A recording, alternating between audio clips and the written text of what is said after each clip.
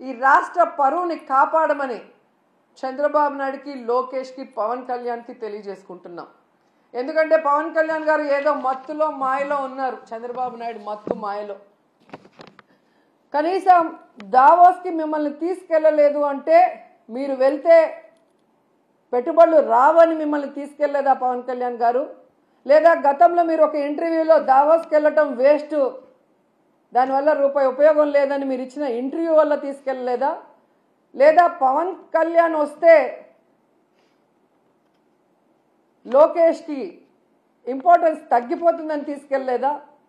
ఇది మాకు చెప్పకపోయినా పర్లేదు, కనీసం పవన్ కళ్యాణ్కి జనసేన కూలీలకి చెప్పాల్సిన అవసరం ఉందని కూడా ఈ సందర్భంగా తెలియజేసుకుంటున్నా.